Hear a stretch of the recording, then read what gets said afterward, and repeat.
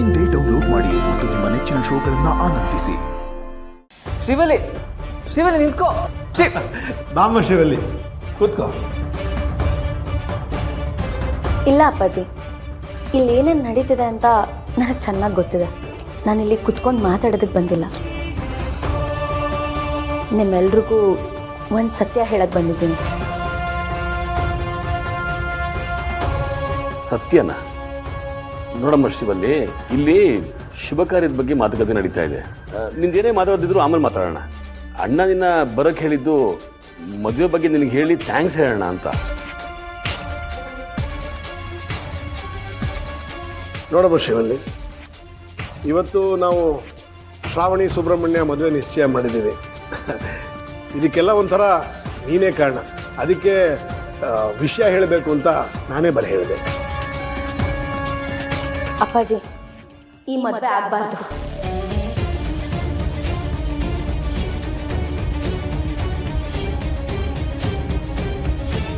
ಅಲ್ಲ, ಏನಮ್ಮ ಹೀಗೆ ಹೇಳ್ತಾ ಇದೆಯಾ? ಹೌದು ಅಪ್ಪಾಜಿ, ಈ ಮದುವೆ ಹೀಗೆಲ್ಲ ಆಗಬಾರ್ದು.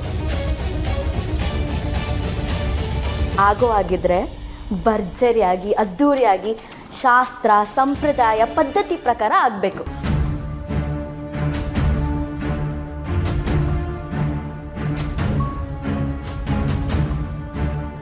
ಆಶ್ಚರ್ಯ ಆಗ್ತಿದೆಯಾ ಶ್ರಾವಣಿ?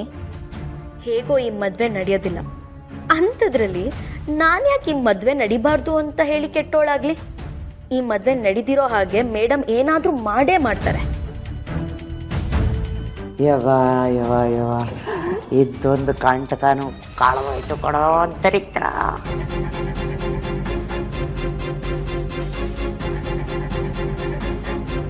ಶ್ರಾವಣಿ, ಕಂಗ್ರ್ಯಾಚುಲೇಷನ್ಸ್.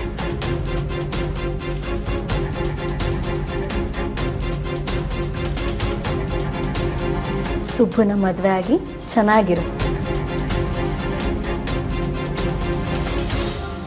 ಸರಿ ಶ್ರೀವಲ್ಲಿ, ಇವತ್ತು ನೀನು ಇಲ್ಲೇ ಊಟ ಮಾಡ್ಕೊಂಡು ಹೋಗು. ಎಲ್ರಿಗೂ ಇಲ್ಲೇ ಅಡುಗೆ ಮಾಡ್ತಾ ಇದ್ದೀನಿ. ಇಲ್ಲ ಅಕ್ಕ, ಬೇಡ. ಈ ಮದುವೆ ವಿಚಾರ ಕೇಳಿ ನನ್ನ ಹೊಟ್ಟೆ ಆಲ್ರೆಡಿ ತುಂಬಿದೆ. ಹೇಗಿದ್ರು ಮದುವೆ ಊಟ ಮಾಡ್ತೀನಲ್ಲ, ಆಗ 2 ಸ್ವೀಟ್ ಜಾಸ್ತಿ ತಿಂತೀನಿ. ಅಪ್ಪಾಜಿ, ಹೋಗಿ ಬರ್ತೀನಿ. ಸರಿಮ್ಮ, ಹೋಗ್ಬಾ. ಸುಬ್ಬು, ನಿನ್ನ ಮದುವೆ ನೋಡಿ ನನ್ನ ಕಣ್ಣು ತುಂಬ್ಕೊತೀನಿ.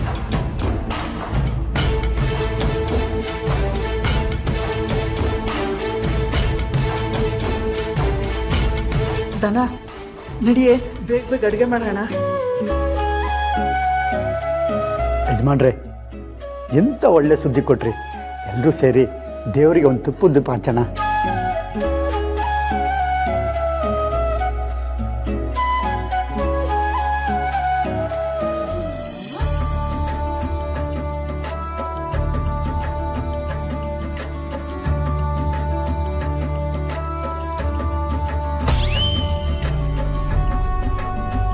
ಅಯ್ಯೋ ದೇವ್ರೆ, ಇದುವರೆಗೂ ಶ್ರಾವಣಿ ಮೇಡಮ್ನ ನೋಡಬೇಕು, ಮಾತಾಡಿಸ್ಬೇಕು ಅಂತ ಎಷ್ಟು ಅಂದ್ಕೋತಾ ಇದ್ದೆ. ಈಗ ನನಗೂ ಅವ್ರಿಗೂ ಮದುವೆ ಗೊತ್ತಾಗಿದೆ. ಈ ವಿಷಯ ಗೊತ್ತಾದ್ಮೇಲೆ ಅವ್ರನ್ನ ನೋಡಿ ಮಾತಾಡ್ಸೋಕ್ಕೆ ನಾಚಿಕೆ ಆಗ್ತಿದೆಯಲ್ಲ. ನನ್ನ ಮನಸ್ಸಲ್ಲಿ ಏನಿದೆ ಅನ್ನೋದನ್ನ ನಾನು ಇನ್ನೂ ಅವ್ರಿಗೆ ಹೇಳೇ ಇಲ್ಲ. ಅಂತೂ ನನ್ನ ಹುಡುಗ ನನಗೆ ಸಿಗ್ತಾ ಇದ್ದಾನೆ. ಪಾಪ ಕೋಪದಲ್ಲಿ ಏನೇನೋ ಅಂದ್ಬಿಟ್ಟ, ಗೋಳು ಹಾಕೊಂಡ್ಬಿಟ್ಟ. ಆದ್ರೂ ಇವನು ಕೊಬ್ಬು. ಮತ್ತೆ ನಾವು ಮದುವೆ ಆಗ್ತಿದ್ದೀವಿ ಅಂತ ಗೊತ್ತಾದ್ಮೇಲೆ ಮನ್ಸಲ್ಲಿ ಏನಿದೆ ಅಂತ ನನ್ನ ಹತ್ರ ಹೇಳ್ಕೋಬೇಕು ತಾನೆ?